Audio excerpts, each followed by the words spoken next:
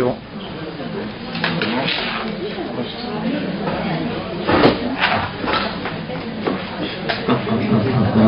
Ça marche. Faut vraiment que je mange le micro. Ça marche. Ça marche pas. Hein? Il y a le chef, il y a...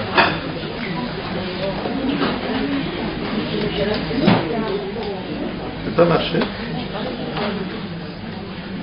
Il y a un truc vert qui marche, là-haut il n'y a pas quelque chose à régler. Mais ça marche un mot sur deux. Non, là ça marche pas. Il va falloir que je fasse... Non, même là ça marche plus. Ça marche plus. Bon, je parle comme ça. Hein? Vous m'entendez? Parce que comme ça, si c'est... tu marches... hein? C'est comme ça. On va faire ça à l'ancienne.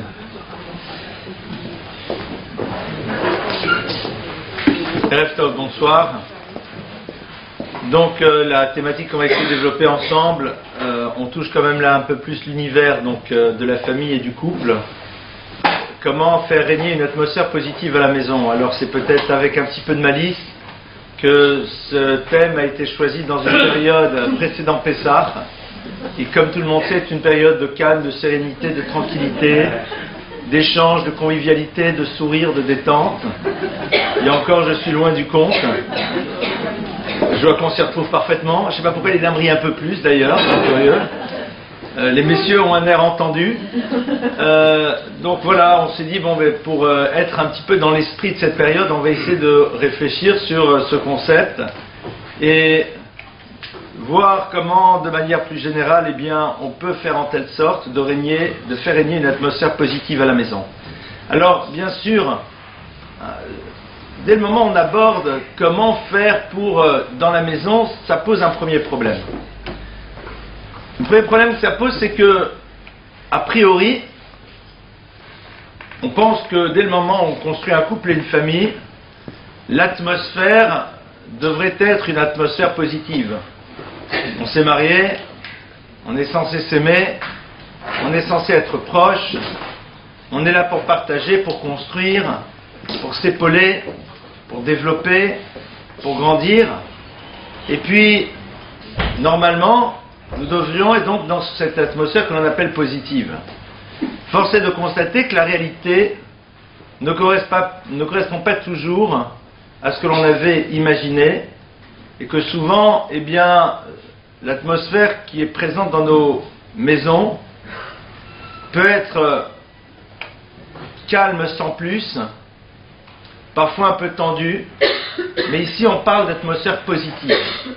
Et je veux faire dès le début une distinction entre ce que j'appellerais un univers dans lequel le conflit n'est pas présent, dans lequel le calme règne, et l'univers dans lequel il y a une atmosphère que l'on définit comme étant positive. Positive, c'est-à-dire quelque chose qui va être à l'origine d'un développement et non pas juste d'une forme de modus vivendi dans lequel, au fond, eh bien, tant qu'il n'y a pas de conflit, tout va bien. Comment est-ce que... Si on fermait la porte là-bas, ça serait pas mal. Parce que tous les gens qui vont passer, ça fait énormément de bruit. Et... Merci beaucoup, madame.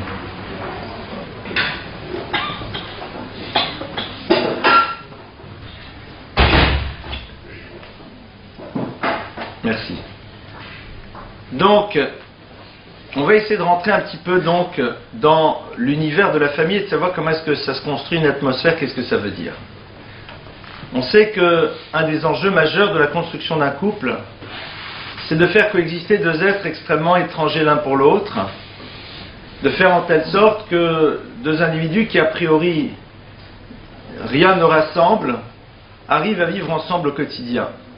Alors bien sûr, il y a quelque chose qui s'appelle l'amour qui est présent et qui va faciliter cette possibilité de rencontre entre deux êtres profondément dissemblables, entre deux êtres qui au fond ont des modes de fonctionnement qui sont radicalement différents.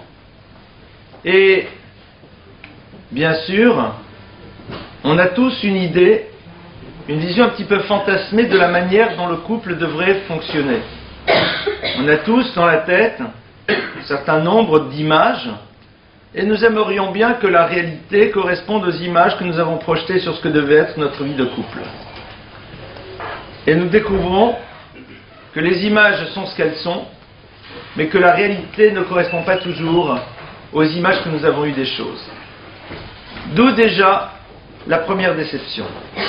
Première déception de constater que le nirvana au quotidien que nous espérions, l'atmosphère paisible et calme, la communication parfaite, l'échange, le sourire, le compliment, ne sont pas toujours au rendez-vous. Et cette déception, bien sûr, va nous amener à avoir une réaction qui généralement est toujours la même, trouver le coupable. Et le coupable, on le connaît, c'est l'autre. Donc déjà, premier problème, c'est d'arriver à ne pas vouloir voir dans l'autre celui qui peut être à l'origine du dysfonctionnement dans la relation, mais voir avant tout peut-être que c'est avant tout chez nous que se trouve l'origine de ce qui peut au fond changer et transformer les choses. Il est terriblement facile et tellement plus simple de voir chez l'autre l'origine d'une difficulté. Parce qu'on trouvera toujours chez l'autre des points qui ne sont pas exactement comme on le pensait. Et au passage, c'est très intéressant quand vous voyez des couples qui sont dans des relations un peu complexes venir et vous parler, eh bien, généralement, on entend toujours, vous comprenez, l'autre et l'autre. Alors ce qui est curieux, c'est que si vous recevez chacun d'un côté et puis après de l'autre, chose qu'il ne faut pas faire d'ailleurs, eh bien on a l'impression qu'on n'a pas le même film, qu'on n'a pas la même famille. L'impression que, attendez, vous êtes bien sûr que vous êtes madame, parce que c'est pas du tout ce que j'ai entendu. Vous êtes sûr que vous êtes bien monsieur, c'est pas du tout ce que j'ai entendu de l'autre côté. Et pour cause, nous ne voulons pas voir chez nous ce qui peut être à l'origine d'une difficulté, d'un dysfonctionnement qui sont inhérents à la vie de tout couple qui se respecte. Tout couple normalement constitué aura, et c'est évident, des difficultés relationnelles. La question est la suivante: qu'est-ce que l'on fait lorsque l'on est confronté à une difficulté relationnelle qui, j'ai envie de dire, est un élément presque structurel du couple? Est-ce que nous allons immédiatement chercher à régler les choses? Et vouloir chercher à régler les choses, c'est le point de départ de la construction d'une atmosphère positive. Parce qu'une atmosphère positive, c'est un univers dans lequel nous décidons d'avoir un certain regard sur la difficulté. C'est un univers dans lequel nous décidons d'appréhender les problèmes qui sont face à nous avec une certaine lecture. L'atmosphère positive, c'est pas nécessairement super, génial, tout va bien, c'est top, ouais, bravo. Non, non. Ça, c'est de l'ambiance. Quand on vous dit de positiver une chose, qu'est-ce que ça veut dire? Et qu'on est face à un événement, on a deux manières de le lire. On a deux manières de le vivre. Et ce choix nous appartient. Construire une atmosphère positive, c'est d'abord décider quel est le type de regard que nous allons poser sur les difficultés inhérentes à une relation. Et quand je dis difficulté, c'est pas nécessairement drame, c'est pas nécessairement cri, c'est pas nécessairement tension, c'est parfois tout simplement j'ai l'impression qu'elle ne me comprend pas, j'ai l'impression qu'il ne comprend pas ce que je lui dis. Sans être dans quelque chose qui est du domaine de l'ultra négatif. L'autre, sur tel et tel point, n'arrive pas véritablement à faire ce que j'attends de lui. Et donc, difficulté. Pas de drame, pas de tension, pas de cri, pas de hurlement. Tout va bien. Construire une atmosphère positive, c'est décider comment je vais voir le point qui me pose problème. Alors vous allez me dire, ça veut dire quoi, comment je vais le voir? Concrètement, il me pose problème. Concrètement, cet élément-là est une difficulté. Alors je vais vous donner un petit truc, tout bête. Vous savez que dans la vie, on a tous à un moment ou à un autre ce qu'on appelle des nissionotes, des épreuves. C'est quoi une épreuve? Une épreuve, c'est pas un drame nécessairement. Une épreuve, c'est quand la réalité n'est pas celle qu'on aurait voulu. C'est ça le principe de l'épreuve. Qu'entre ce qui se passe et ce que j'aurais voulu qu'il soit, il y a une rupture, il y a une différence. Ça s'appelle une épreuve. La question est la suivante: comment je décide de vivre cette réalité qui n'est pas exactement celle que j'aurais voulu? Et là, il y a deux manières. Je ne peux pas la changer. Pour l'instant, elle est. Elle est. Point. Donc, la question est simple. En quoi, à travers cet événement-là, je vais pouvoir maintenant m'apporter quelque chose à moi? Et je vais vous donner un exemple très simple. Regardez. Là, nous vivons tous une épreuve. Et que personne n'y voit une quelconque malice. Les portes s'ouvrent et se referment, il y a du monde à l'extérieur, c'est une configuration nouvelle. Il n'y a pas de problème. C'est une épreuve.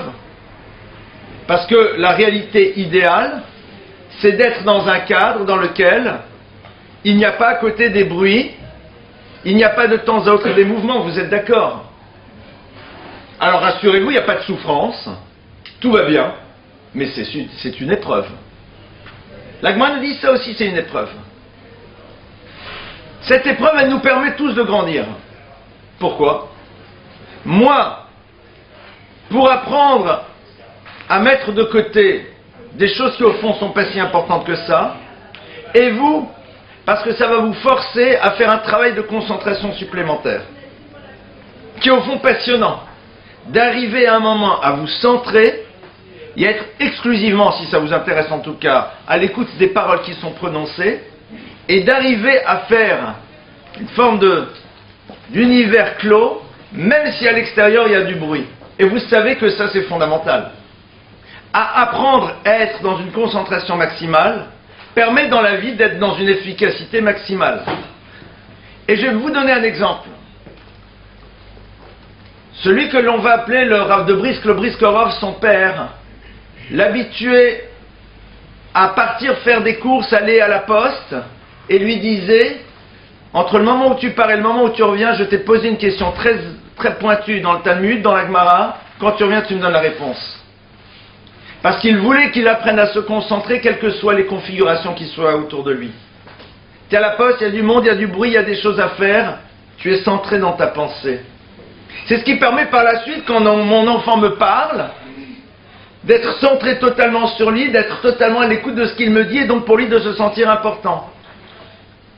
C'est ce qui me permet, lorsque je suis au téléphone à mon conjoint, que mon conjoint ne me dise pas: attends, allô, tu m'écoutes vraiment?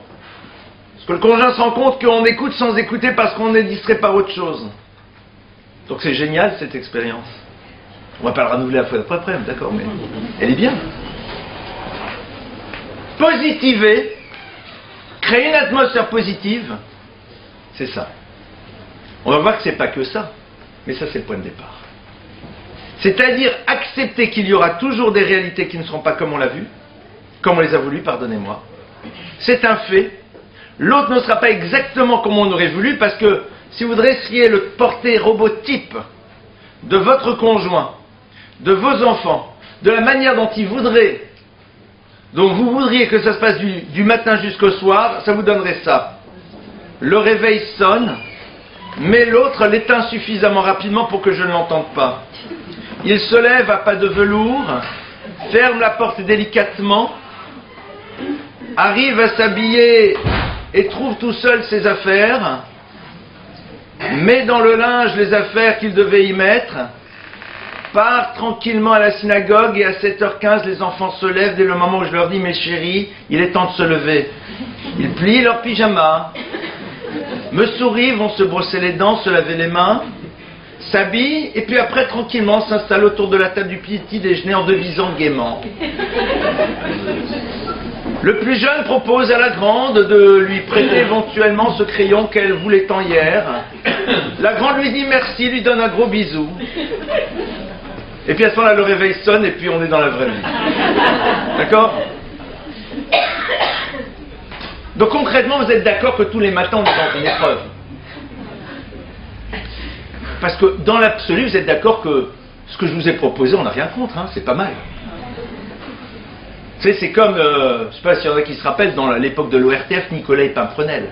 Bonne nuit les petits, le marchand de sable, super.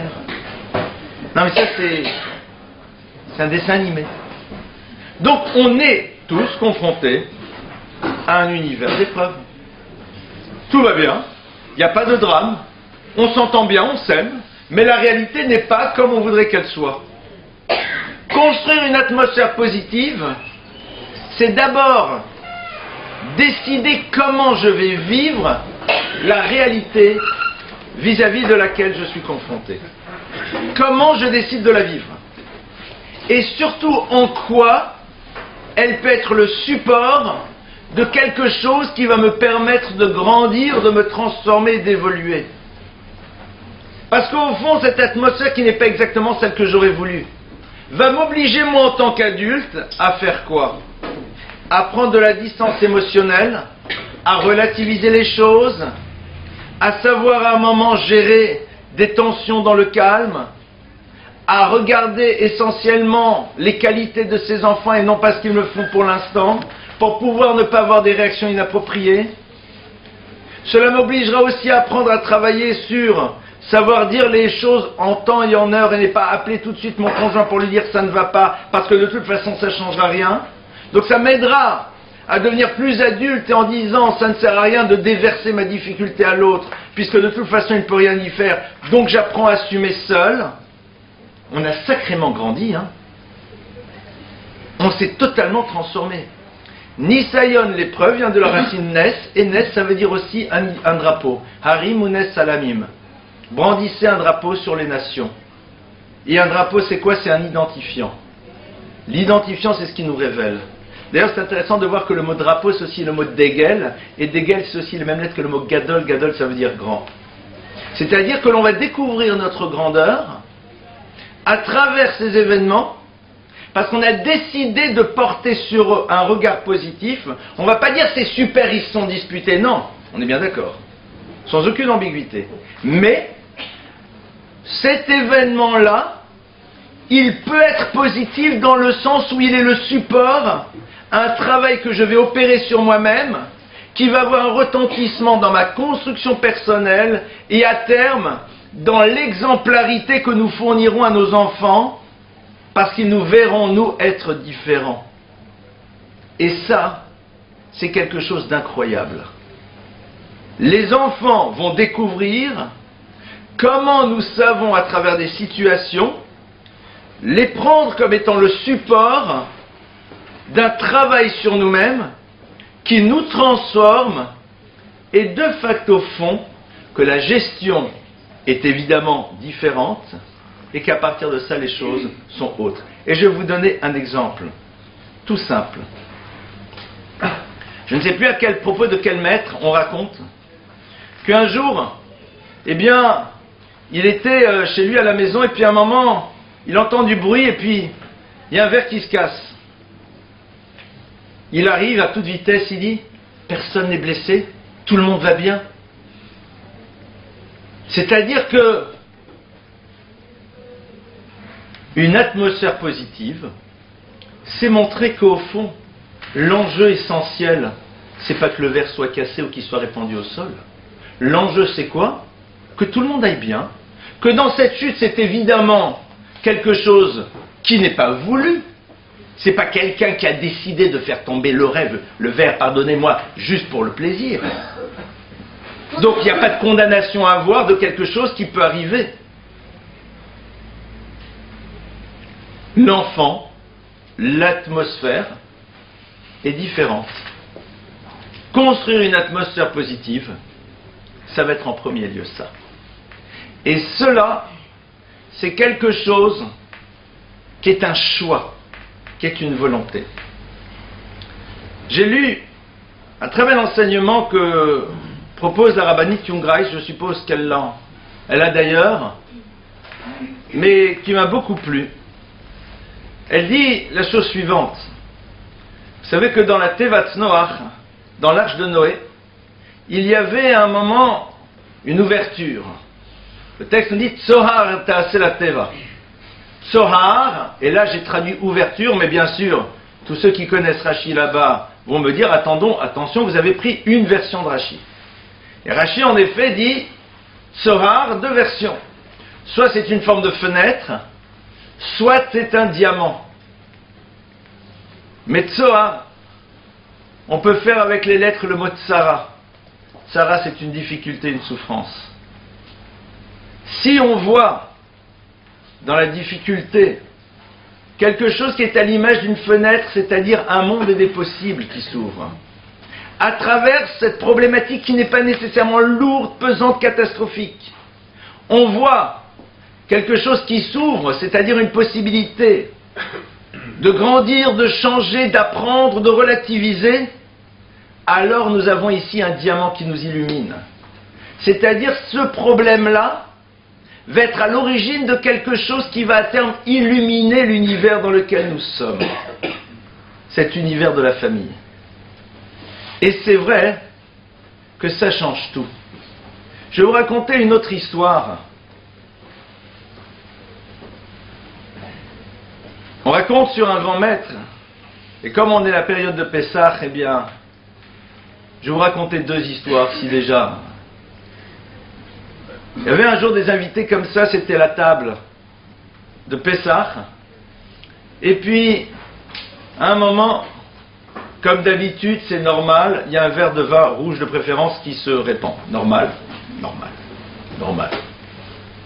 Et ce maître voit que le vin se répand, l'invité est un peu gêné, et il regarde tout le monde et dit « Maintenant on peut commencer le seder ». Ça veut dire quoi? Il n'a pas dit « C'est super, Alpi Kabbalah, c'est bien qu'il y ait du vin rouge sur la table blanche ». Non. Il n'a pas dit « C'est pas grave ». Il a dit au fond, on est dans quelque chose qui quelque part n'est pas aussi fondamental à ce moment. Et donc quelque part, cette situation-là a permis de créer une atmosphère positive parce que c'est un enseignement sur savoir où sont les enjeux, savoir où sont les priorités, savoir ce qui est au fond fondamental. Est-ce que maintenant le fait que la table soit toujours blanche et immaculée est fondamental? Ça aurait été plus sympathique. On mettra 3 serviettes dessus, on n'y verra plus grand-chose. Créer une atmosphère positive, ça va être ça.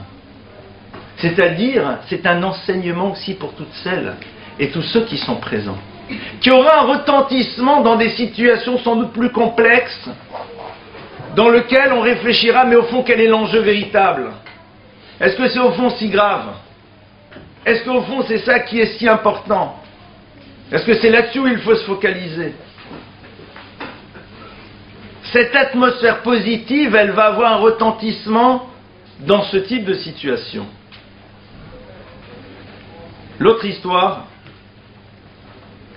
c'est ce Rav qui a aussi ce verre de vin qui se répand et qui, à un moment, fait comme par hasard tomber son propre verre de vin et dit « Oh là là, la table a un problème ». C'est-à-dire savoir aussi à un moment renoncer à quelque chose pour mettre l'autre à son aise. Créer une atmosphère positive. C'est-à-dire montrer au fond quel est l'essentiel et quel est l'accessoire. Une deuxième tache de vin sur la table vaut la peine d'être faite si ça évite à quelqu'un de se sentir extrêmement gêné. Et ça, c'est au fond ce qu'on peut tous installer. C'est-à-dire qu'on croit que c'est du domaine des grands, c'est pas vrai. Cette dimension-là, rappelez-vous, cette tsara, s'il y a un tsohar, si on ouvre une fenêtre, c'est-à-dire si on dit il y a un monde des possibles, il y a une autre manière de vivre les choses, il y a une autre manière de les regarder, il y a une autre manière de les gérer, alors on va constater que cela va générer cette deuxième dimension du tsohar qui va être ce diamant qui illuminera l'atmosphère familiale. Je vais vous donner des exemples. Généralement, dans les cours, j'en donne pas trop, mais j'ai envie d'en donner quelques-uns parce que ça fait partie de notre quotidien. Quelqu'un fait tomber quelque chose. Quelqu'un a oublié quelque chose. Il y a eu une difficulté, il y a eu un problème. Créer une atmosphère positive, c'est quand l'autre dit « Oh là là, je suis vraiment désolé, j'ai pas fait exprès ».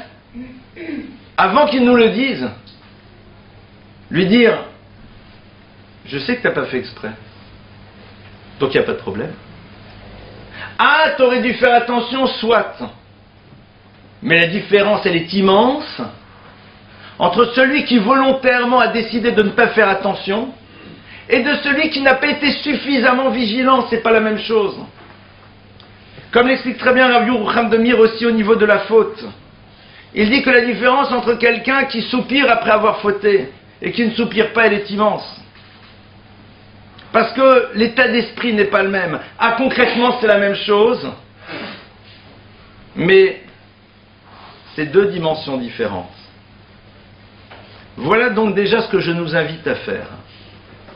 Créer une atmosphère positive, c'est-à-dire voir dans les problématiques inhérentes à toute famille qui se respecte, dans les petites difficultés qui peuvent être présentes, se poser la question du choix de lecture que nous allons faire des choses et de l'utilisation que nous pouvons faire de l'événement pour grandir, pour développer en nous une mida particulière, un trait de caractère particulier, qui à la fois va nous aider, nous, à nous transformer, et en même temps sera principe d'exemplarité par rapport à nos enfants qui apprendront à poser un autre regard sur les choses et qui seront donc des personnes qui auront une vision positive de l'existence. Ça, c'est donc en premier lieu. Et c'est très simple, on peut commencer ce soir, on peut commencer tout à l'heure avec cet exemple que je vous ai donné, obligé de se concentrer parce qu'il y a du bruit à l'extérieur, faire le choix d'utiliser ça pour pouvoir apprendre à plus se concentrer et réaliser qu'on est capable, alors qu'on n'imaginait peut-être pas, d'arriver à faire abstraction de ce qui se passe autour de nous pour être focalisé sur quelque chose. On a grandi. Et en même temps, on a compris peut-être mieux la difficulté d'un enfant. Et donc on va le vivre autrement. Et donc à ce moment-là, on réagirait autrement. Vous imaginez un petit peu? Alors que des personnes auraient pu dire « Ah, les gens qui font du bruit, ah, les gens qui passent dehors, ah, c'est pas bien. » Et c'est vrai. Bon, c'est vrai. C'est pas grave, mais c'est vrai. Et on a perdu une occasion. Une occasion incroyable. Vous avez vu un petit peu tout ce qui, sur la base de ça, tout ce qui peut s'ouvrir? On réalise pas. On réalise pas ces propositions que nous fait la vie et que nous donne Akadosh Baruch Hu pour pouvoir, à un moment, grandir, nous transformer à travers elle. C'est un choix, c'est une volonté. C'est un choix et une volonté. Ce choix, personne ne peut le faire à notre place.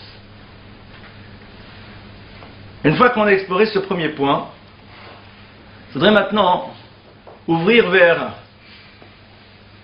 quand même un tout petit peu ce que l'on appelle créer une atmosphère positive, mais non pas juste dans la confrontation aux difficultés, la manière de les gérer, mais de manière proactive. Et c'est vrai que là-dessus, il y a un point qui va être fondamental. Rav Wolbe explique et dit la chose suivante.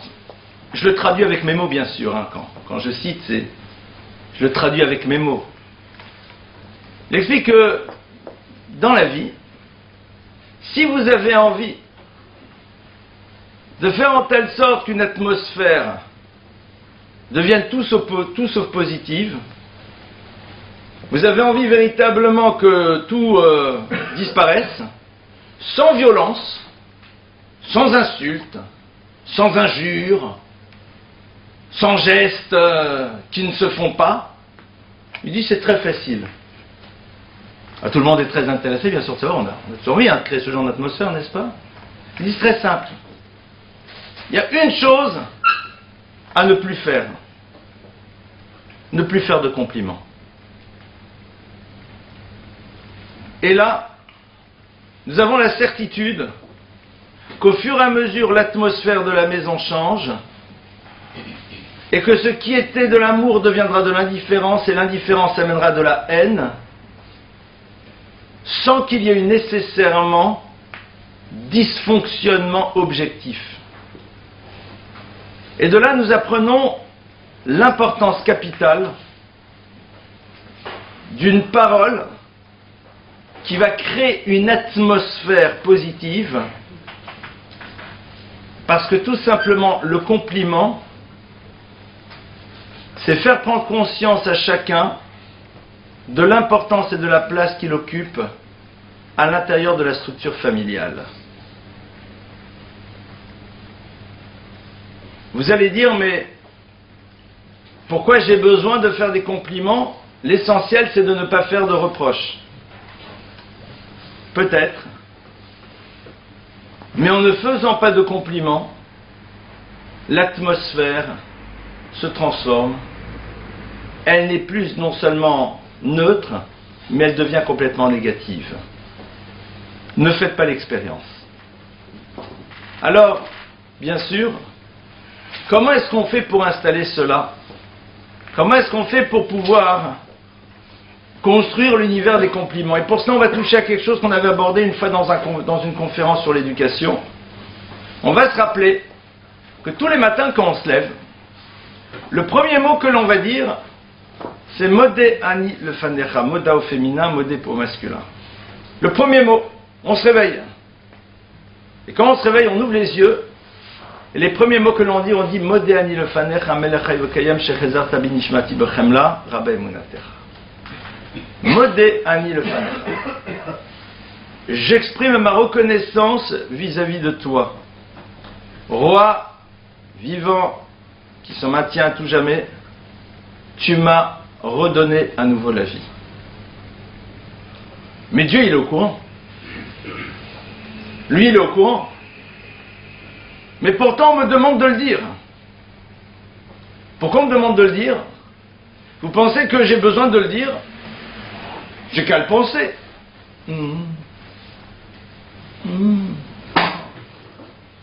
Il entend. Pas besoin d'entendre les mots, le bon Dieu. En dehors du fait que nous savons bien sûr qu'il faut prononcer les mots de la tefila, il faut les dire, et que ceux qui connaissent l'univers de la Kabbale, moi c'est sûr que non, mais ceux qui le connaissent nous l'apprennent et nous le disent, que les mots ont une puissance et une énergie en tant que telle, c'est l'ADN de l'univers, donc quand on les prononce, ils génèrent des choses. Mais une des raisons pour lesquelles il faut s'entendre dire les choses, c'est parce que justement il faut s'entendre dire les choses.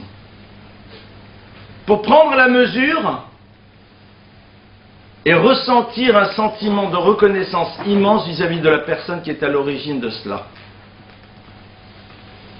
On ne peut pas faire de compliments si on n'est pas dans une conscience claire de ce que l'autre nous apporte. Et cette conscience claire nous amène immanquablement à vouloir lui exprimer et lui verbaliser les choses. Je vous donne un truc très simple.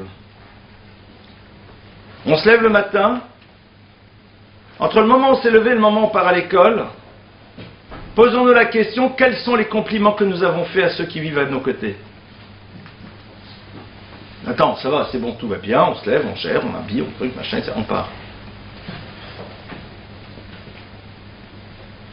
Vous avez vu, c'est compliqué, hein? On est en train de dire, attends, qu'est-ce que je pourrais faire? Il m'a pas amené les croissants, ils ont pas mis leur pyjama dans le truc. D'accord, on est là, je fais quoi? On est là en train de dire, attends, zut, c'est embêtant. C'est pas lui qui m'a redonné la vie. Vous savez, quelque chose qui me fait très plaisir à moi, c'est quand les gens disent, ah, qu'est-ce que ça me fait plaisir de vous voir. Ah, c'est très agréable d'entendre ça. C'est très agréable. Ça me fait plaisir de vous voir. Ben parce que tout simplement, ça veut dire que je ne suis pas le pire des individus, quoi. Parce que si j'étais la pire des crapules, c'est vrai que l'autre ne me dira pas ça me fait plaisir de vous voir, Joe Dalton. Et on ne le dit pas généralement si on est face à une crapule infinie. Donc si l'autre me dit que ça lui fait plaisir de me voir, c'est que sans doute je ne dois pas être le pire des personnages, ce qui est rassurant. Hein. Alors maintenant, je ne vais pas vous donner des phrases toutes faites. Mais avec ça, on peut faire tous les jours au lever à tout le monde plein de compliments. On peut rappeler à l'autre comment hier soir on a apprécié qu'eux. On peut dire, tu as une super idée d'organiser ton carnet. Que sais-je? Créer une atmosphère positive, c'est tout simplement se rappeler de ce que l'on a dit quand on s'est levé à Kadosh Baruch Hu. On lui dit, Modé, merci Hachem, tu m'as redonné la vie, c'est génial. Merci que tu es là, tu me donnes.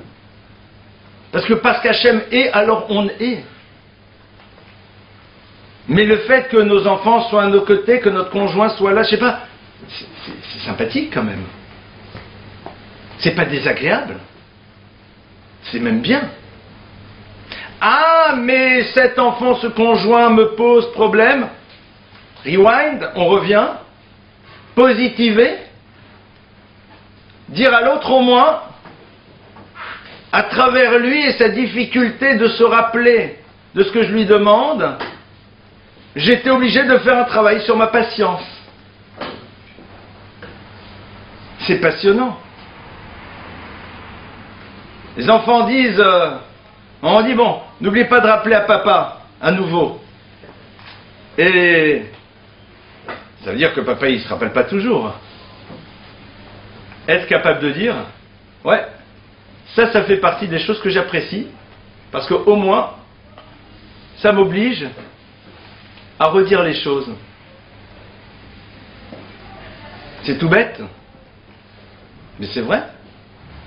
Parce que quand on s'habitue à redire les choses, eh bien on fait un effort sur soi, et on accepte que quelqu'un n'est pas nécessairement comme nous. Donc on entre dans une forme d'acceptation de la différence. Quand moi on me dit, je me rappelle tout. Quand l'autre on lui dit, il faut le lui rappeler une troisième fois. Alors l'autre peut-être a le droit d'évoluer, c'est ça. Il peut le faire, il doit le faire. Mais en m'obligeant à faire, je fais un travail d'acceptation. Papa est comme ça, maman est comme ça. Oh, il changera peut-être, je sais pas. Mais c'est pas grave. C'est pas grave parce qu'au fond, j'accepte qu'à un moment, l'autre n'est pas nécessairement... On n'est pas dans du toxique, on est dans des petits dysfonctionnements comme ça. C'est un choix. C'est juste un choix. Donc on revient. Modé ani le fanecha melechai vekayam. Prendre cette habitude. Le problème, c'est qu'on a vécu dans un univers dans lequel on n'a malheureusement pas entendu les compliments.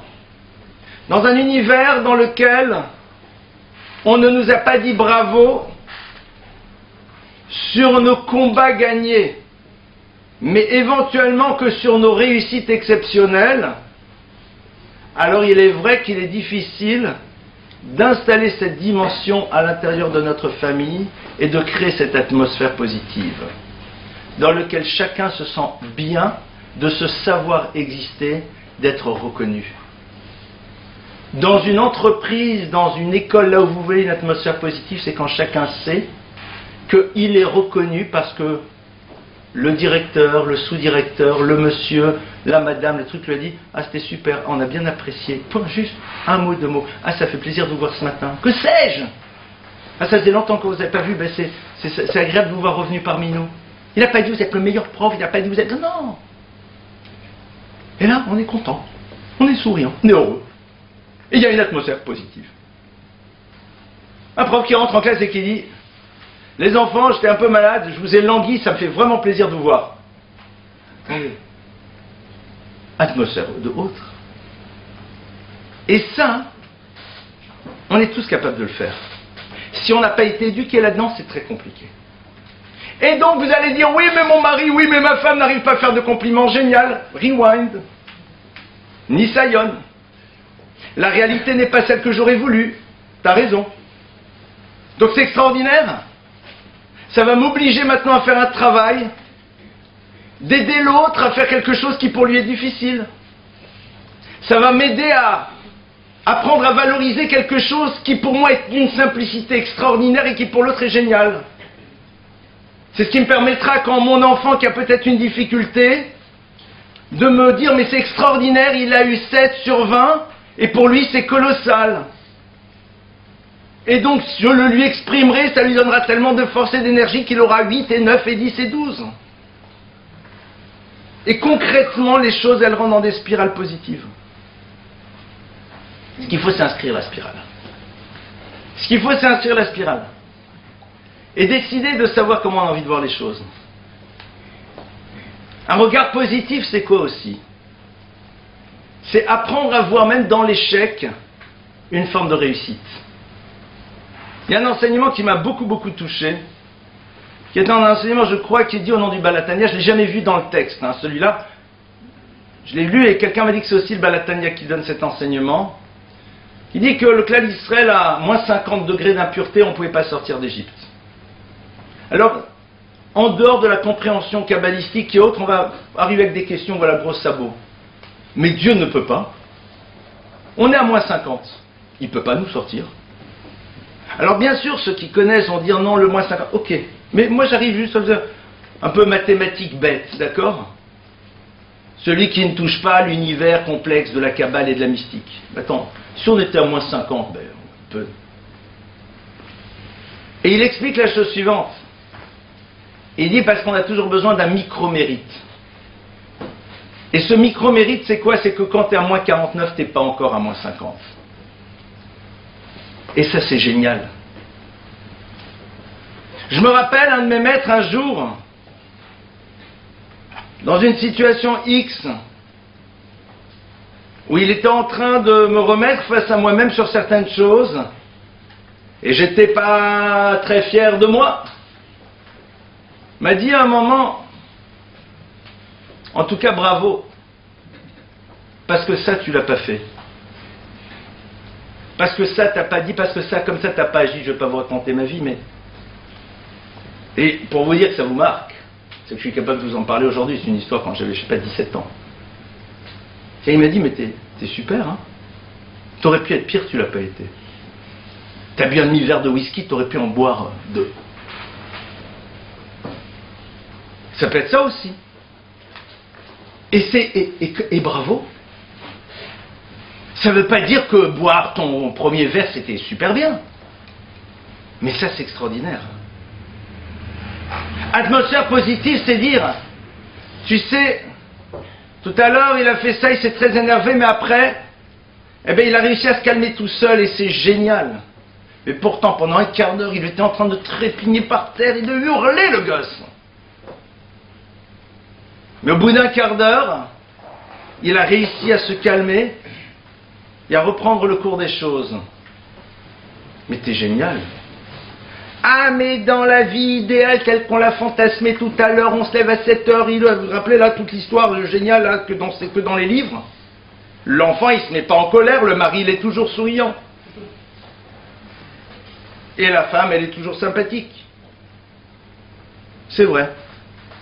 Atmosphère positive, c'est que qu'on le veuille ou pas, quelqu'un qui se met en colère, qui arrive à se calmer tout seul, c'est bien, oui. Mieux s'il ne se met pas en colère, soit. Mais c'est bien, oui, alors pourquoi tu le dis pas? Pourquoi on ne le dit pas? Pourquoi on ne l'exprime pas? Pourquoi on ne le verbalise pas? Pourquoi on n'apprend pas et on ne s'apprend pas soi-même à voir cela? Et au passage, lorsqu'on arrive à fonctionner de cette manière, c'est tellement simple et en même temps c'est difficile parce que c'est une habitude à prendre. L'autre est tellement heureux de voir que nous n'avons pas saisi son dysfonctionnement pour le tirer vers le bas, éprouve une immense reconnaissance et n'a qu'une envie, c'est d'être à l'écoute de notre parole et d'avoir envie de se parfaire et de s'améliorer. C'est-à-dire que sans avoir besoin, et vous le savez pertinemment, allez, je vais prendre des exemples gros sabots. Monsieur rentre à la maison tard, madame lui avait dit j'avais vraiment besoin que tu rentres tôt, elle lui a demandé 3 fois aujourd'hui, il faudrait que tu sois à la maison à 19h, j'ai des choses importantes. Il est rentré 20h. Un peu stressant, un peu stressé, se posant la question est-ce que pour le Shalom Bayit on a le droit de mentir et d'inventer une manifestation qui n'a jamais eu lieu? Il rentre, il est en train de préparer la Libye et sa femme le regarde, lui dit bon écoute, je suis un peu embêté, bon, écoute, c'est des choses qui arrivent. C'est vrai que ça m'embête, bon, ben voilà, comme ça, je vais pas m'énerver, c'est bête. Tu veux quoi ce soir à manger? Je t'ai préparé un truc, je sais que t'aimes bien ça. Mais attendez, lui demande après d'aller acheter ou de décrocher la nuit, il le fait tout de suite. Pourquoi? Merci de n'avoir pas exploité ce moment pour me tirer vers le bas. Merci d'avoir dit, bon, t'es arrivé en retard, je te remercie quand même beaucoup de ne pas avoir oublié ça, ça me rend un immense service, c'est super gentil. Génial. Parce qu'on est tous conscients. Le problème, c'est qu'on n'a pas été habitué à ça. On est dans un monde dans lequel on a oublié comment la Torah nous demande de fonctionner.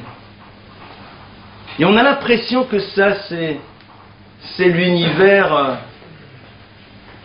de la petite maison dans la prairie. C'est faux.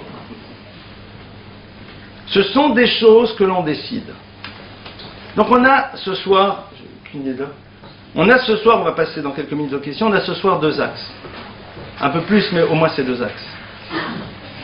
Le premier axe, se rappeler de l'univers du Nisayon, du Nes, du Gadol, du Degel, de l'utilisation que l'on va faire et d'apprendre à construire une dimension positive dans la manière dont on va voir les éléments auxquels on est confronté.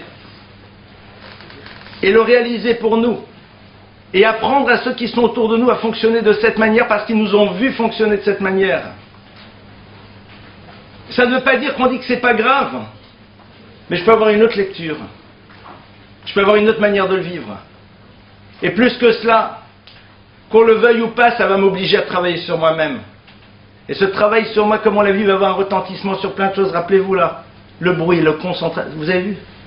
Ça ouvre sur tellement d'autres choses. Deuxième axe, cet univers de la reconnaissance modéani. C'est la tonalité de la vie d'un juif. La tonalité de notre journée, elle est là. Cette notion de savoir être dans une reconnaissance, qui passe à travers le compliment, qui au bout d'un moment devient du domaine de l'évidence, et qui crée une atmosphère paisible et tranquille, et positive. Pourquoi? Parce que quand on se sent bien, quand on se sent aimé, quand on se sent apprécié, eh bien on gère les situations de manière beaucoup plus tranquille. L'enfant qui a oublié son cartable, il n'y a pas de problème, c'est ennuyeux. Mais on le gère avec plus de sérénité, parce qu'à l'intérieur de soi, on se sent bien, parce qu'on se sent profondément exister. Ça va être donc 2 points, je pense, sur lesquels on peut faire un travail extrêmement concret, et même si ça a l'air d'être un peu surprenant, rassurez-vous, c'est quand même relativement facile. Il suffit juste de le mettre en place. Dernier point, qui est plus lié à ce que j'appellerais Inyana de Yoma, c'est-à-dire le sujet du jour. On arrive en période de Pessah.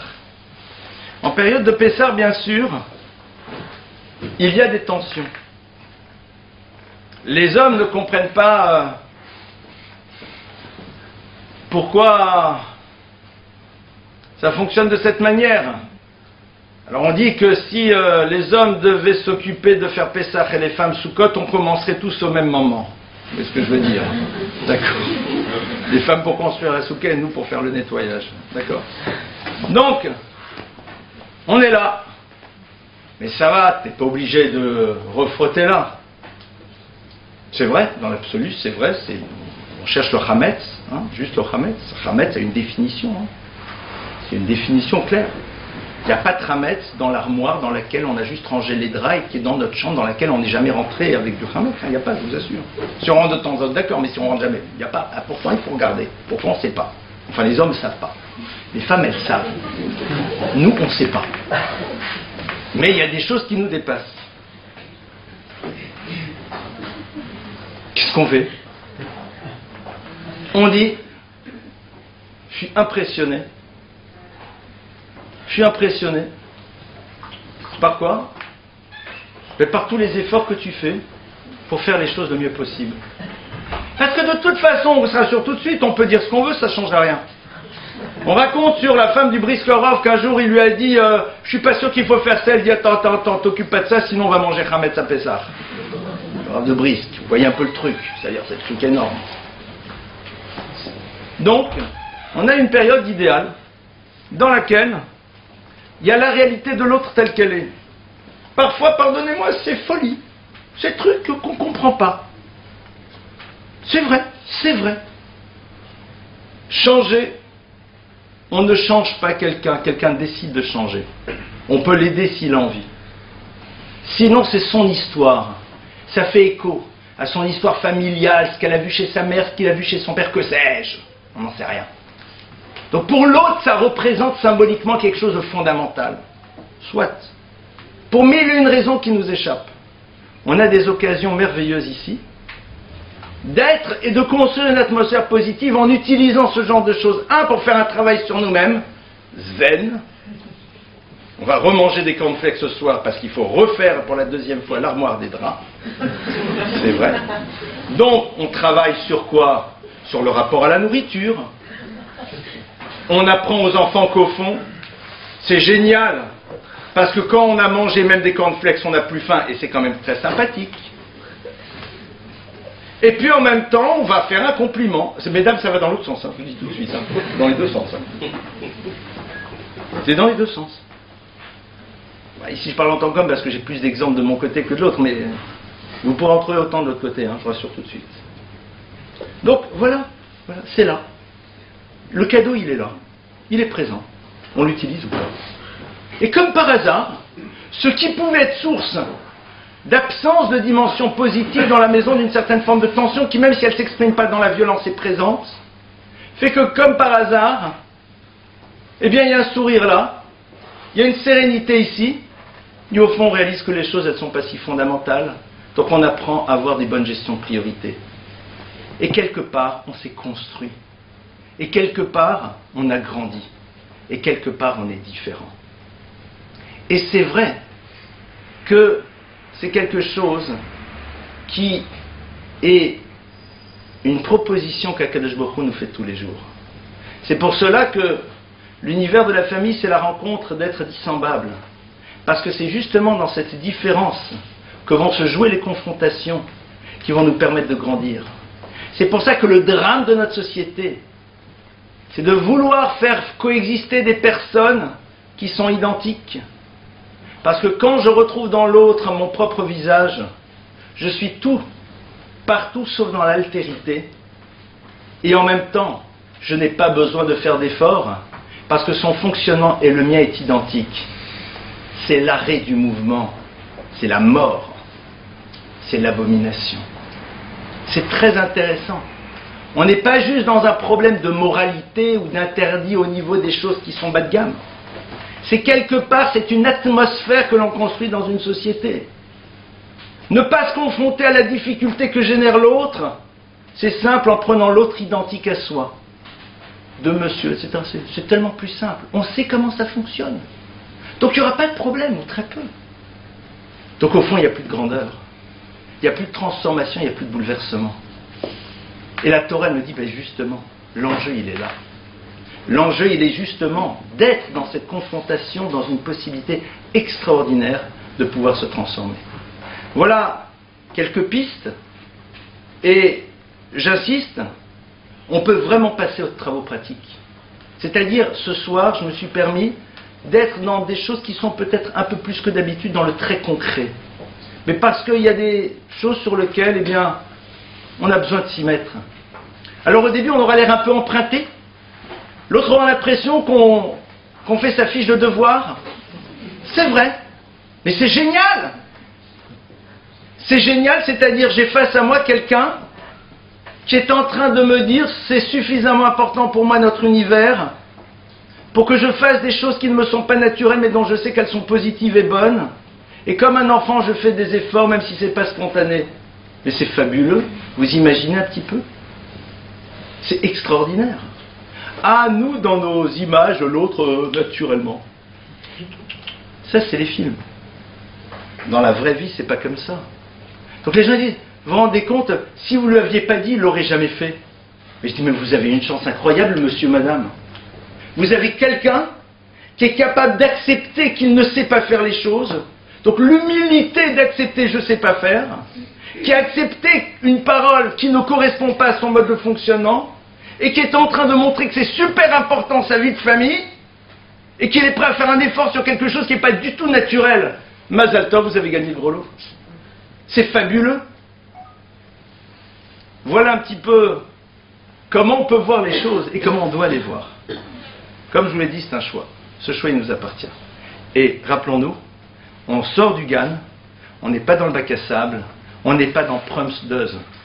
On ne demande pas à l'autre de commencer avant de commencer à faire le travail. On installe les choses et on va dans la direction qu'il doit faire.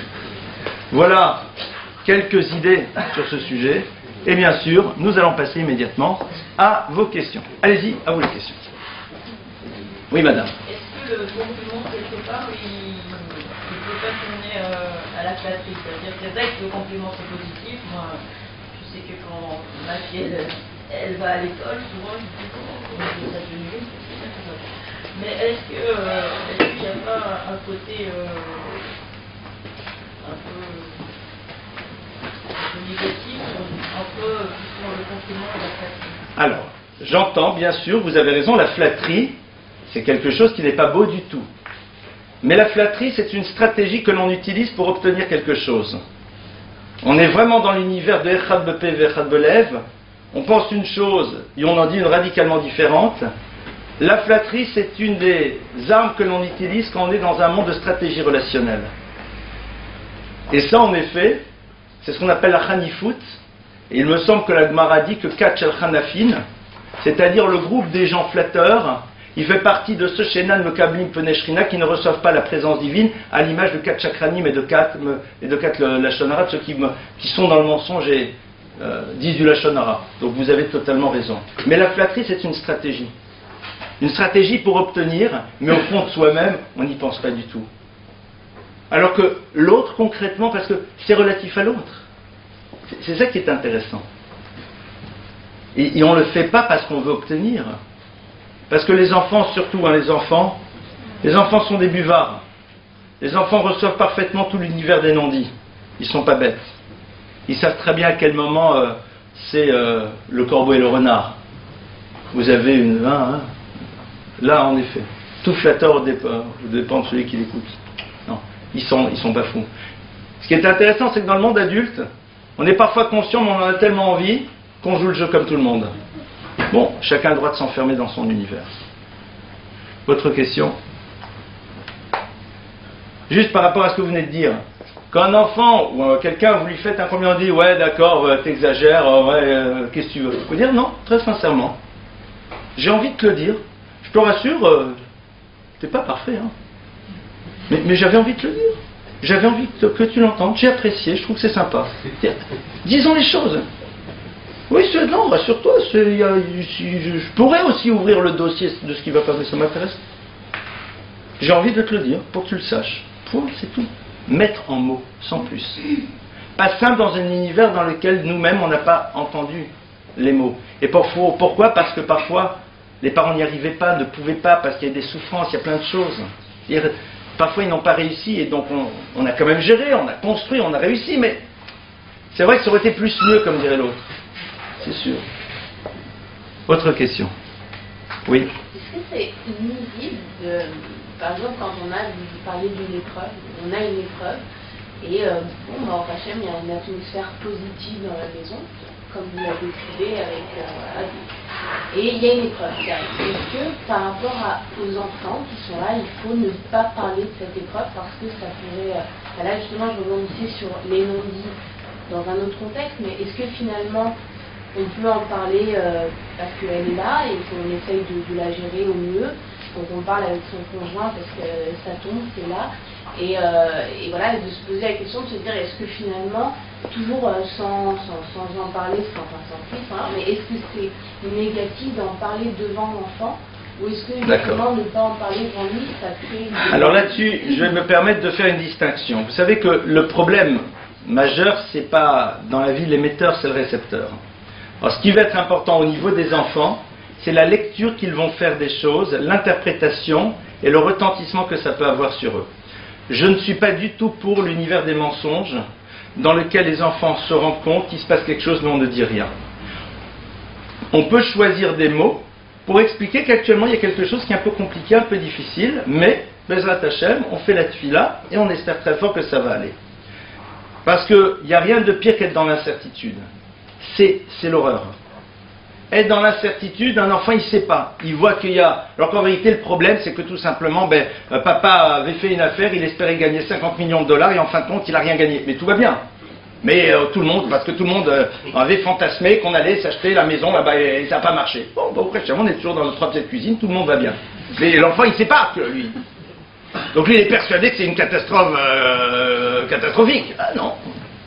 C'est comme chaque semaine, à 6 chiffres près on loupe le loto. C'est l'horreur. Imaginez, à 6 chiffres près on aurait pu l'avoir. On n'a pas eu. Bon, ça va, c'est des choses qui arrivent. Je pense que ça nous arrive à tous d'ailleurs. Donc, si on joue en plus. Donc, maintenant c'est vrai qu'il y a des choses parfois qui sont beaucoup plus lourdes. Quand il s'agit malheureusement d'une problématique de maladie ou autre, c'est vrai que là il faut demander peut-être, savoir quels sont les mots à dire et de quelle manière dire les choses, pour que les enfants prennent la mesure, tout en leur apprenant à ne pas être dans une forme de gravité, de tension ou autre. Après, c'est vrai que, en dehors de ces choses qui sont très anxiogènes, ce qui est normal, le reste, faut faire ce travail de savoir en quoi on va grandir, et puis au fond remettre les choses à leur place. Alors Ben Tiongres, dans un de ses livres, rapporte l'histoire suivante, d'un couple, d'un homme qui un jour la voit à Jérusalem. Il dit, nous avons décidé avec mon épouse pendant 1 an d'être à Jérusalem et d'étudier, elle dans un séminaire, moi dans une yeshiva, on habite là et on prend du temps. Il a raconté l'histoire, il lui a montré qu'il avait un petit papier, il a dit, ce papier m'a sauvé la vie. Et l'histoire est vraie. Cet homme était dans la bourse, il spéculait énormément et il avait fait des affaires incroyables, mirobolantes. Il était devenu extrêmement riche. Et un jour, il a joué sur quelque chose de très gros et il a tout perdu de A à Z, mais de A à Z. Il était dans un état pitoyable, et son épouse est venue et s'occupait de lui comme d'un enfant. Et elle lui a dit, tu sais, je ne me suis pas marié pour ton argent, et tes qualités n'ont pas bougé, c'est vrai que ça va être plus compliqué, c'est sûr, mais alors l'essentiel c'est pas là. Et le fait de le lui avoir dit, de le lui avoir écrit, lui a permis à un moment d'avoir une autre lecture de cette situation qui n'était pas agréable, et je le souhaite à personne. Et ça doit être une souffrance d'être extrêmement riche et d'être normal. Ça doit pas être simple. Ça doit pas être simple du tout. Et surtout quand on se rend compte qu'on ne nous regarde plus de la même manière et qu'on n'existe plus, ça veut dire qu'au moins, et qu'on identifie quels étaient nos amis réels. C'est pas tellement qu'on en a moins, c'est qu'on voit qu'au fond tout ce qu'on pensait, c'était pas vraiment ça. Ah, ça fait bizarre. Elle lui a dit, mais oui. Et c'est vrai que, au bout d'un moment, on réalise ô combien la situation a fait que. Et les enfants, il faut savoir leur dire, il y a une petite difficulté actuellement, il y a des choses qui ne sont pas simples, mais ça fait partie de la vie. Et vous allez voir, et à ce moment-là, avoir une gestion des priorités. Qu'est-ce qui est fondamental? Quels sont les vrais enjeux? Quels sont les vrais enjeux? C'est où les vrais enjeux? Comme je vous ai donné une fois dans un cours, je crois que je vous l'ai donné, je l'ai dit peut-être ici ou ailleurs, quand on est sur une paroi et qu'à un moment on dérape et qu'on essaye de se rattraper et qu'on n'essaie pas trop et qu'à ce moment-là on nous propose une pomme verte alors qu'on préfère les pommes rouges, ça ne change rien à notre vie. Pourtant à un autre moment on dit, mais je t'ai dit que j'aime pas les pommes vertes et je comprends pas, t'es pas capable de te rappeler, j'existe pas. Que dans des moments pareils, on n'a même pas le temps de penser si elle est rouge ou verte. On a besoin de nutriments, on mange la pomme et on est très heureux que l'autre ait pensé à amener une pomme. C'est ce genre de choses. Alors c'est facile de dire, c'est plus facile de vivre. Ce matin j'étais à Toulouse pour un triste anniversaire. On a parlé de choses qui ne sont pas simples, avec les enfants, avec toute l'équipe pédagogique. Et j'aurais dit une chose, c'est sûr que c'est facile de dire, et j'espère toute ma vie, pour moi comme pour vous tous, de ne pas savoir de quoi je parle. Parler des preuves, c'est simple. Hein. Vous comprenez les preuves, et vous comprenez les preuves. On se calme. Donc, je ne sais pas de quoi je vous parle. J'essaie juste de vous traduire ce que j'ai appris, ce que j'ai reçu, ce que j'ai entendu, ce que j'ai étudié. Mais ne pas être donneur de leçons et de dire vous comprenez dans ce cas-là parce que vous, c'est facile à dire. Et tous les jours on prie pour ça. Altevienne ou l'idénisaïen. Parce qu'à un moment il ne faut pas quand même se la jouer. Mais voilà ce que les Chazal nous disent.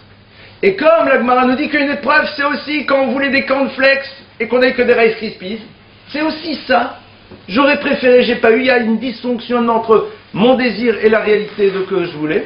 Alors il y a suffisamment d'épreuves comme ça et qu'on n'en ait pas d'autres. Je voulais absolument acheter ce costume, il n'est plus en magasin. C'est une épreuve, ça m'embête, je vais être obligé de courir. Ok. D'accord? Et à ce moment-là, verbaliser, mais bien sûr savoir que l'enfant, il peut avoir une lecture et donc il faut mettre en mots de manière claire. Ne peut-être pas tout dire, mais ce que l'on dit, ne pas laisser de zones d'ombre qui sont très très difficiles parce que c'est le problème de l'interprétation. Vous savez, c'est comme si quelqu'un vient vous voir et va vous dire, écoutez, j'ai un problème avec vous. Qu'est-ce qui se passe? Non, on en parlera. Imaginez, le directeur de l'école a dit, il faut que je vous voie à propos de votre enfant. On passe pas une bonne nuit, hein? Et puis le lendemain, il dit, voilà, je voulais vous dire que justement, on était très intéressés par... puis il travaille très bien, hein, oui. Oui, bien sûr, tout va bien, très content. Hein. Les zones d'incertitude, c'est terrible. On peut faire un travail sur l'Emouna, sur le bitachon, et sur lequel qui fait qu'on prend les choses, et puis travailler sur ses peurs, c'est se représenter le pire et savoir comment se confronter, et puis après, on les gère différemment. Mais bon. Oui, autre question. Oui, madame. Est-ce que le fait de complimenter un enfant quand il a fait une bêtise ou quelque chose dont on a du mal à accepter, ça va pas, pour positiver l'atmosphère, est-ce que ça va pas en fait enlever en lui la conscience du mal qu'il a fait Alors, vous n'allez pas faire un compliment à un enfant qui a fait une bêtise, mais vous allez à un moment lui dire, écoute, je t'avais demandé de faire ça, bravo, tu l'as fait, et c'est très bien, mais alors là, ce que tu m'as fait ici, j'ai un vrai problème. C'est-à-dire qu'à un moment, dire, voilà, je suis conscient qu'il y a... Mais là, ça... C'est comme quelqu'un qui dit, écoutez, voilà ce que vous avez fait ici, je suis très content, mais là-dessus, c'est du n'importe quoi. Et je suis vraiment pas content, et ça ne va pas. Et vous mettez en mots. Mais pas qu'il a l'impression qu'on l'enferme là-dedans.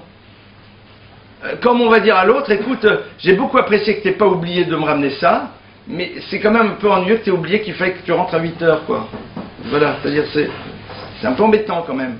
Mais l'autre rencontre, je vois, je me rappelle que, donc c'est un certain nombre de mots, je ne veux pas voir que la dimension du négatif, quoi. Et ça permet de mieux recevoir aussi. Ça permet de mieux recevoir. Et donc, à partir de cela, de travailler sur ce qu'on a entendu. Autre question? Oui. Et quand c'est l'enfant qui a l'épreuve, comment lui faire comprendre que... Enfin, comment lui expliquer? Très difficile. Un enfant qui vit une épreuve, il faut d'abord lui montrer qu'il y a une réalité qui est difficile et qu'on est avec lui. Nous-mêmes, dans notre histoire familiale, on a un enfant qui, à un moment, le médecin ne savait pas ce qu'il allait être avec lui, et qui a porté une difficulté pendant de très nombreuses années, qui, Baruch Hashem, maintenant, a totalement, complètement, absolument disparu. C'est que du souvenir. Mais pendant des années, il y avait quelque chose qui le dérangeait beaucoup. Mais on est avec lui, on met en mots, on dit je pense que ça ne doit pas être simple, mais je pense que tu peux très très bien y réussir. Et à ce moment-là, réaliser qu'au fond un enfant qui a une difficulté, il va réussir à grandir parce qu'il va développer chez lui une force de volonté incroyable. Et c'est ce qu'on peut voir. Si on est là en train de s'apitoyer, je ne parle pas de ne pas faire preuve de compassion. Il faut faire preuve de compassion, mais à un moment, s'apitoyer, c'est empêcher l'autre de se battre. Alors c'est sûr, pour les parents, c'est bouleversant. On ne comprend pas toujours, et bon, qu'est-ce qui se passe? Ok. C'est un deuxième problème. Mais là, se dire, il n'a pas le choix, il va être obligé de se battre. Et concrètement, eh bien, dans T+10, cette obligation qu'il a eu de batailler pour sa difficulté, va être pour lui d'un secours extraordinaire, d'un support extraordinaire. Il apprendra à relativiser les choses. Il saura se battre. Il lâchera pas, il verra pas dans la difficulté un prétexte pour ne pas aller jusqu'au bout. Mais c'est vrai qu'à ces moments-là, c'est pas simple. C'est sûr. C'est sûr. Mais je pense qu'en amont, il y a un travail à faire au niveau des parents. Il y a un travail qui n'est pas simple, qui est le travail de l'acceptation. Et qui dit acceptation dit d'abord révolte. Et je me permets juste de vous citer, justement, on en parlait ce matin. Moshe Rabbeinu, quand il a demandé à voir les maîtres du peuple juif, on lui montre Rabbi Akiva. Rabbi Akiva, c'est immense, c'est colossal. Moshe, à un moment, il entend un enseignement, il ne comprend pas. Je ne vais pas te donner des explications sur ce que ça veut dire. C'est-à-dire quoi que Moshe, il ne comprend pas. On prend juste les choses au premier degré. Il dit, en tout cas, Dieu, il dit, t'as un tel homme, c'est moi qui donne la Torah. T'as Rabbi Akiva, c'est moi. Il dit, c'est comme ça que j'ai décidé. Alors Moshe, il dit, bon, et je peux voir comment il finit sa vie, cet homme. Aussi énorme, immense, 40 ans, il commence et c'est colossal. Il dit, oui, tu vas voir. Et Rabbi Akiva est au poteau de torture en train d'être déchiré avec des peines de fer par les Romains. Il y a marqué que Moshe et les Malachim, ils disent tous, Zou Torah, Vezou Srara, une telle Torah, il y a une telle récompense. Et Dieu dit, je t'en constate. Mais Moshe, il n'a pas eu peur de dire, c'est révoltant. Mais il accepte et dit, je veux vivre avec la question sans réponse. Et il reçoit la Torah et la transmet.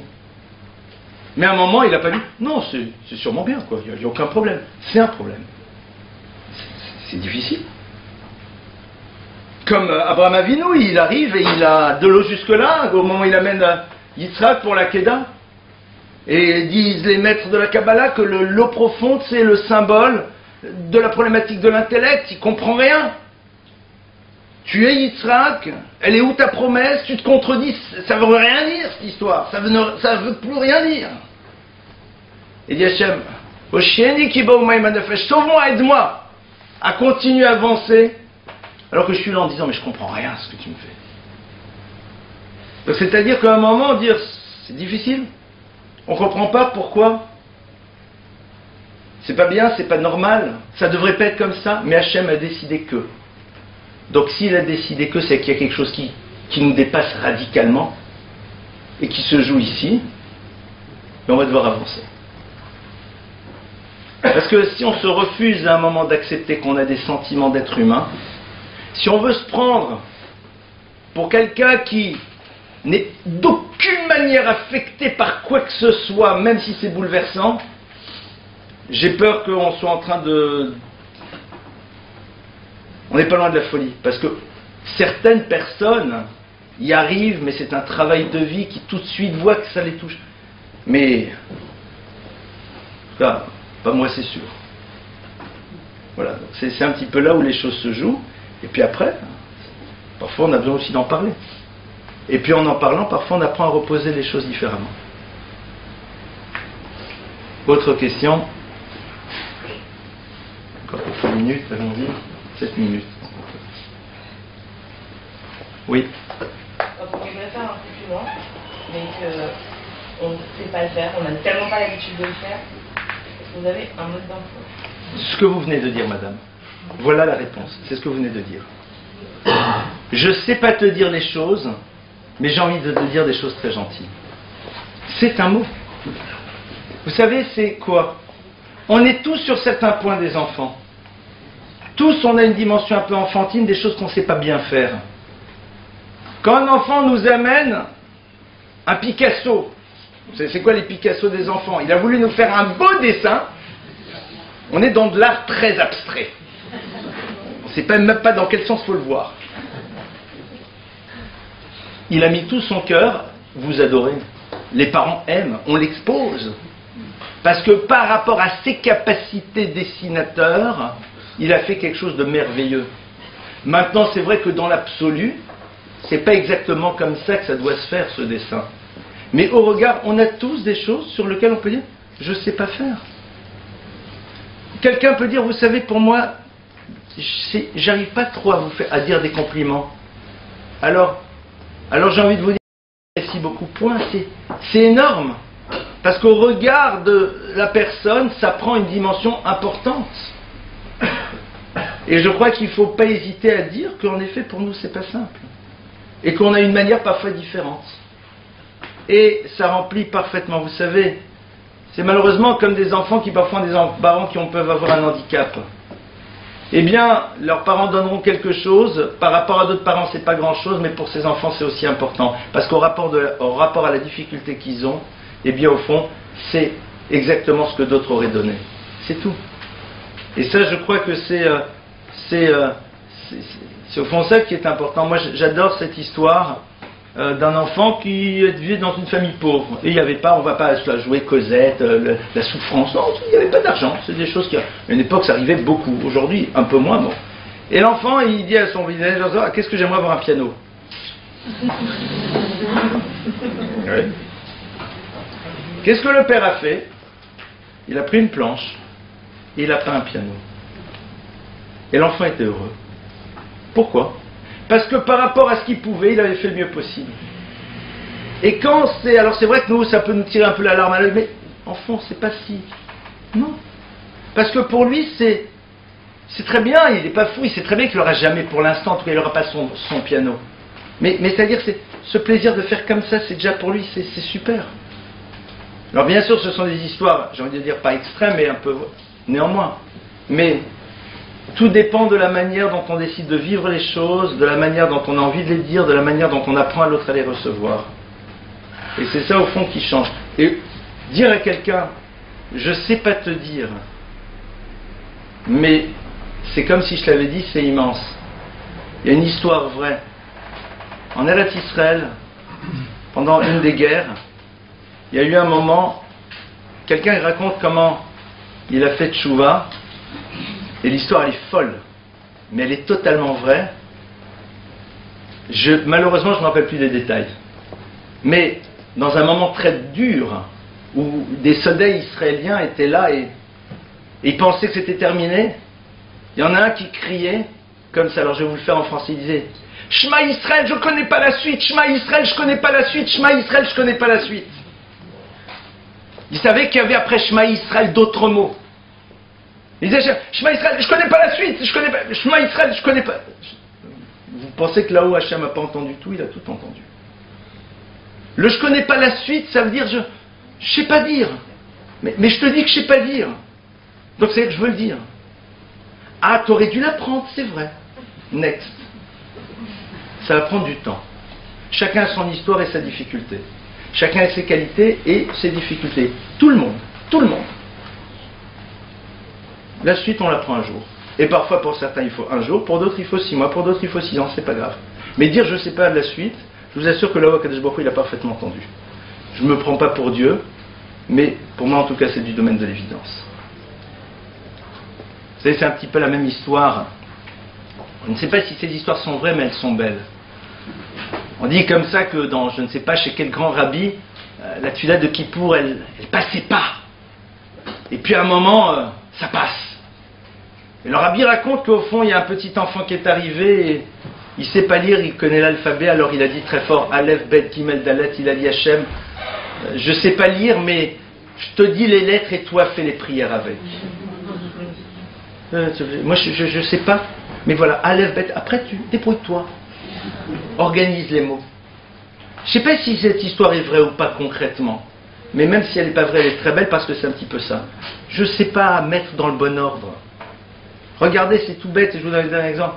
Vous levez Shabbat matin et puis vos enfants vous ont mis la table. Mal. Les cuillères du côté des fourchettes, les fourchettes des côtés des cuillères, les assiettes qui ne sont pas les bonnes. Ça vous fait plaisir? Maintenant, ils ne savent pas encore que les cuillères, ça se met, je ne sais plus d'ailleurs où, enfin d'un côté et les fourchettes de l'autre. Soit, mais ils l'ont fait. C'est la même chose. Voilà. Dernière question, s'il y en a une. Oui. Si j'ai bien compris, vous êtes en train de dire qu'il faut, pour avancer, il faut avouer ses faiblesses. Alors, j'aime pas le mot les aveux. J'avoue. C'est vrai, il n'y a pas... Tout va bien, on n'est pas au tribunal. C'est intéressant. Je me permets, je ne fais pas de la psychanalyse de prise unique, hein. Mais pourquoi on dit j'avoue? C'est-à-dire, en 2 mots, je suis coupable d'en avoir? C'est pas inintéressant. On peut se sentir coupable de ne pas faire les efforts pour se battre contre ces difficultés, ça oui, éventuellement. Mais j'avoue que je ne suis pas doué pour le dessin, je vous avoue, c'est un aveu, mesdames et messieurs, c'est un aveu, je suis vraiment pas doué pour le dessin. Non. Donc déjà, intéressant juste de réaliser qu'on ne doit pas se sentir coupable d'avoir une difficulté qui est liée à ce qu'on l'en est. Ça c'est déjà un premier point. Maintenant, c'est sûr et certain que dire à l'autre, tu sais, pour moi ce n'est pas simple, c'est quelque chose qu'il faut apprendre à dire. Dire à l'autre, j'aurais beaucoup aimé faire les choses mieux, mais pour moi, je n'y arrive pas, ou c'est très compliqué, j'ai besoin que tu m'apprennes, ou je ne sais pas faire. Apprends-moi. C'est aussi bien. Regardez, je vous donne un exemple très simple. Imaginez, je prends le cas d'une école, un professeur super. Et puis à un moment, il doit faire quelque chose. Et il n'a pas appris, il ne sait pas faire. Il va voir le responsable, il dit, écoutez, je suis désolé, j'aimerais beaucoup, mais on m'a demandé de faire ça, je ne sais pas faire, j'aimerais beaucoup. D'ailleurs, vous voyez, ce que je sais faire, j'essaie de le faire, mais ça, je ne sais pas faire. Mais il n'y a aucun problème. Tu ne sais pas faire, on va t'apprendre, et même si tu n'y arrives pas du tout, quelqu'un t'aidera ou on dira, c'est pas si important. Il faut juste mettre en mots. Et ne pas dire, j'avoue. Parce que si on avoue, c'est qu'on se sent coupable. On n'a pas à se sentir coupable de ne pas être parfait. Oui, non, mais je me suis permis de rebondir sur... J'ai écouté toutes les questions, chaque fois c'était des questions sur les enfants, à savoir comment arriver à l'enfant, le compliment. Oui, parce que souvent, moi, quand j'entends le mot enfant, j'entends conjoint, mais les gens, ils ne sont pas au courant. C'est comme, j'ai une amie, elle a une question, elle m'a demandé de la poser à sa place. Donc ici, vous changez juste les mots. C'est juste le mot enfant. Mais bon, puisque vous le dites, alors je le dis, mais bon, ça fait partie des secrets de Polichinelle, hein, on est au courant. Donc, oui, c'est avoir ce...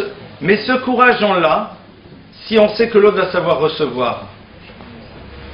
Et ça s'apprend à recevoir. Et apprendre à recevoir le courage que l'autre a à un moment de nous dire, tu sais, pour moi c'est difficile. C'est sûr. Voilà quelques pistes. Comme toujours, et surtout dans des thématiques qui touchent la famille, vraiment le monde de la relation au quotidien. On n'est pas là en sortant pour dire à l'autre, t'as vu ce qu'il a dit? On n'est pas là pour dire à l'autre, ça fait tellement de temps que je le dis, enfin là, j'espère que tu vas comprendre. On n'est pas là pour dire à l'autre, ah, ça me fait plaisir que tu sois venu ce soir. On n'est pas là pour dire à l'autre, t'aurais vraiment dû venir ce soir, c'était exactement pour toi. Voilà, enfin voilà, toutes ces thématiques-là, je l'ai déjà dit une ou deux fois à des cours, je leur dis de temps à autre, c'est important. Je crois qu'on a des pistes, c'est pas simple, ça se met en place au fur et à mesure, ça se construit, mais je pense que Bémet, si on essaye, ça peut produire de très très beaux effets, en tout cas j'espère très fort. Je vous remercie pour votre écoute, et Pessah Kasher V'Sameach à tout le monde.